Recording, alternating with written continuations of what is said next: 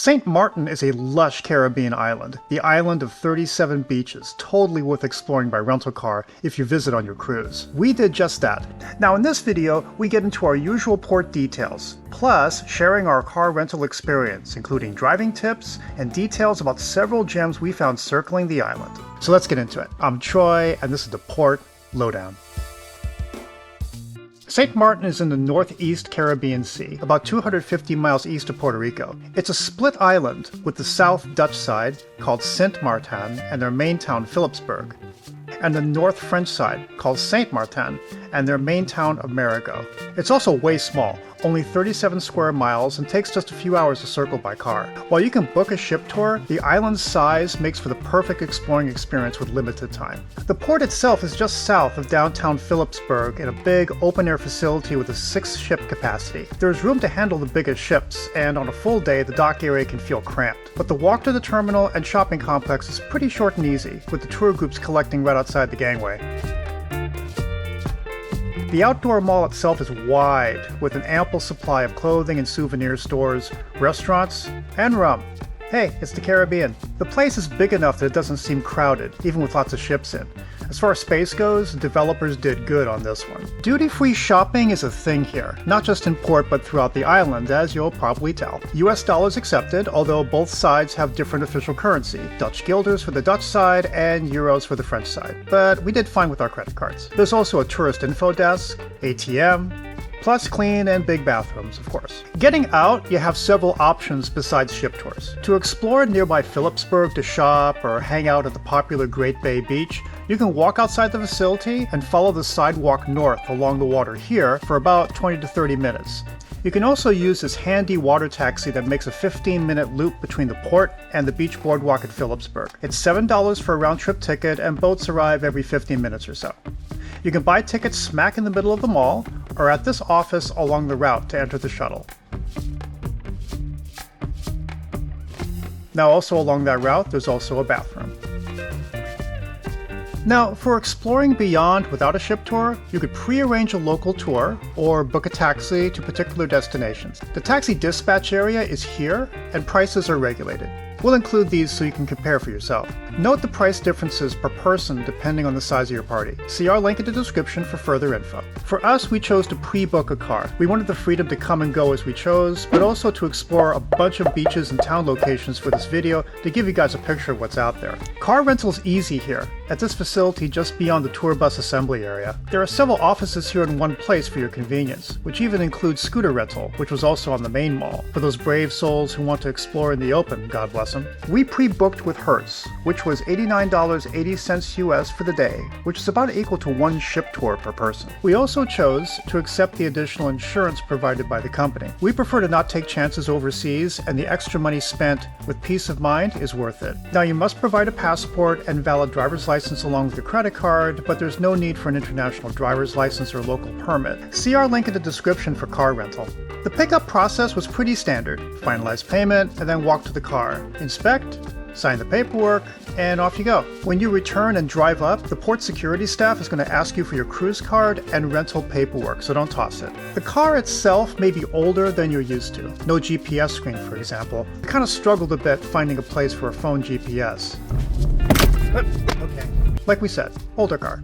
But all the basics were there and it handled pretty well. Getting out confused us a bit. Here now is how not to exit the terminal area. I don't think there's an exit.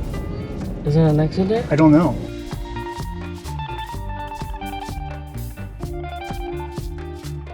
Am I turning right? You're not giving me direction either, love. No, I think you have to turn left here. Okay. So I think you follow this way. Well, let's see if we could get out. Right now they're on the right, so... Did you just fart? No. Oh my god! This is like, whoa, stop, yeah. Suffice to say, head out, turn left, go north. Drive on the right side, just like the States, but unlike the States, you'll encounter lots of roundabouts, which seem to be in place of stop signs. In fact, we didn't see any stop signs or even lights the whole trip. Road conditions are, frankly, fair on the main roads and marginal in the towns due to potholes and narrow roads that wind around the island. As such, traffic can snarl in certain sections. Also, motorcycles and pedestrians can pop out of nowhere, so stay alert. But if you're okay with all this, driving here is fairly relaxed, believe it or not, as the locals are easygoing. No road rage here, just go with the flow. Going slower and paying attention seem to be the rule of thumb. So let's explore the route. Number 1, Phillipsburg, just a few minutes north from the port. The Dutch side's main town is a good starting point to grab cash at the many ATMs and picnic food at the many markets. Essentially all the supplies you need. It's a small, compact town that was made for strolling. Not so much for driving. Lots of narrow, one-way streets, wandering pedestrians, and minibuses picking up locals. This is why ATV is actually easy here, because this is the way they would do it. They would literally block the road just to make sure. You think you're part of a motorcade. Oh, these guys are the same tour. Yes. That's what I'm saying. He just, the guy Stop it. You'll block traffic. Yes. Oh, okay. See, and guide them. Not great for a driving tour. Park in a lot and walk if you're inclined. Number 2, Maho Beach, about a 30-minute drive west from Phillipsburg. This beach is famous for the planes swooping overhead before landing at Princess Juliana International Airport across the street, so of course we had to check it out. Getting there, you may encounter some traffic along the uphill sections. As you get closer to the airport, you'll notice the landscape shift to huge clogs of commercial tourist business, all chock-a-block along the main drag. The beach itself shoulders up against more hotels, shopping, casinos, and lots more visitors. Now we drove left, away from the commercial strip, all the way down to the end of the road, with only a narrow, sandy drive dividing the runway from the edge of the beach. We chose to park for $5 in this slot, where you can get a validation if you eat or drink at the adjacent establishments. Bathrooms are extra charge, of course. In hindsight, we would have tried to find street parking on the other end of the road along the main drag. The beach is smallish, with a beach club to one side who don't mind if you wash your feet at their station for free. Rough surf laps up fairly close to the narrow section of sand. Less of a beach destination on its own, it's mostly about plane spotting here. On that note, don't expect a constant stream of airplanes. We saw a few small planes, but no epic jetliners at our time there. Now if you're into that, prepare to wait, or get lucky timing. The adjacent beach club can provide you with a paid umbrella and drinks if you want to commit. Otherwise, bring your own shade and load up on sunscreen. For us, it was enough to scan the place over. We had lots more exploring to do. Number 3, Baie Rouge Beach, about 15 minutes north. Follow the road north out of the Maho Beach strip and you'll soon enter the French side of the island.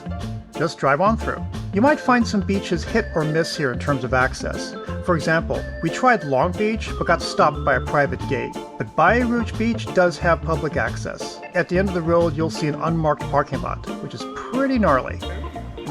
So as you come into the driveway, you're going to be turning left. Yeah, right away. Like that? Or you back up here. Okay, good. Don't go inside there. That's like zoop, zoop. Unless you have a four-wheel drive, don't do this one. But carry on, it's worth the effort. Follow this small path leading to the beach, and behold.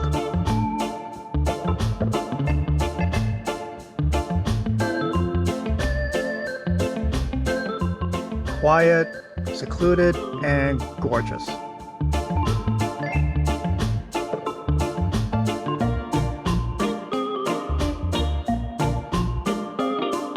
No services, no bathroom, no food, but utterly spectacular.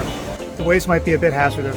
It's definitely a beach to hang out in. If you want peace and quiet, this is it.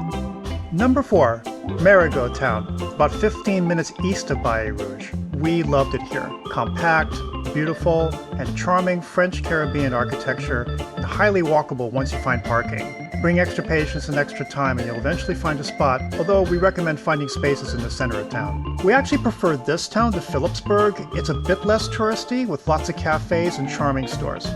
In fact, if we had a longer stay on the island, this is where we'd find a hotel. We also had lunch here, recommended by a local, Chez Jeanette, which wound up having some serious cred.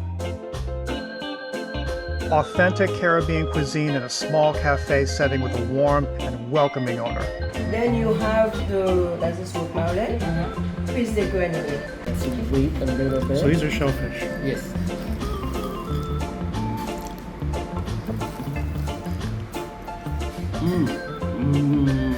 This is not here. It's so easy. It's all off the bone. The whole point is just you need a plate. It does taste like chicken.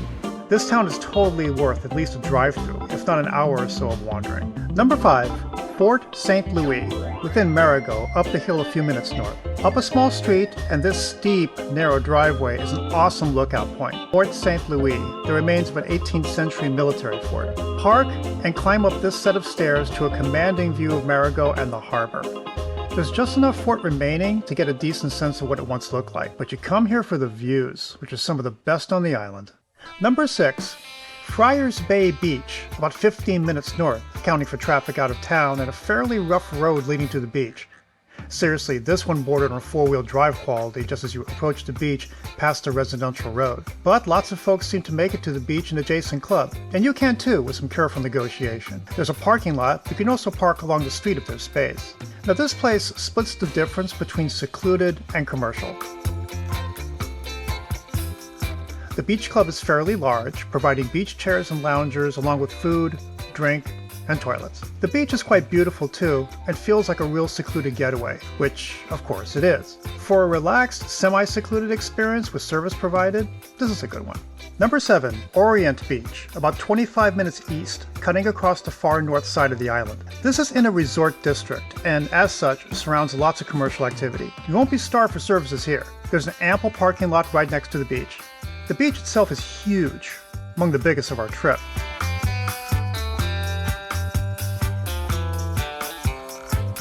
With that baby powder smooth sand I love so much. Secluded and quiet this isn't. Instead, this is a place for fun. Jet skis, parasailing, and all manner of ocean riding frolic. Plus your usual lounging action. Seems popular with families and action-oriented visitors. Now, as such, there's plenty of cabbies and fly-by-night operators looking to get a piece of the action. Personally, I'd stick with the services provided by the established vendors. This place may well satisfy mixed-generation families too, since there's plenty of services and options. Number 8. Oyster Bay Beach, about 20 minutes south back on the Dutch side. Now, this beach on the map is called Dawn Beach, but official signage calls it Oyster Bay Beach. The road is steep along the coastline, but road quality is better than average. Blink and you'll miss it. Follow the sign off the road to Oyster Bay Beach Resort. Lots of steep hills. Now stop short at the resort entrance and park here facing the marina. Then walk along this path to the beach entrance.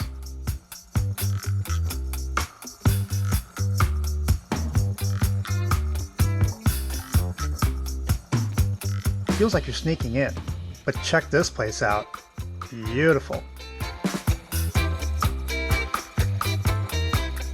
Semi-secluded with resort vacationers hanging out and the occasional fisherman, but otherwise quiet and lovely.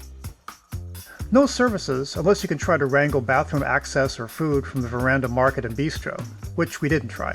If you want that secluded feel, but don't want to be too far from Phillipsburg, this will do nicely. From here, it was another 20-minute drive south back to the port. The gas station is just before the port, so you can fill up here. There's a self-service line and full service. They had a $10 minimum purchase for credit card, so we paid cash. The service attendant took the 10 with no change given. Oh well. We did about 3 hours of total driving spread out throughout the day. We would definitely do this again if we came back. The beaches are amazing, with the added touch of small adventures and local charm. Now, if you enjoy Caribbean destinations, be sure to check out our other videos here. And as always, leave a comment. We'd love to hear from you.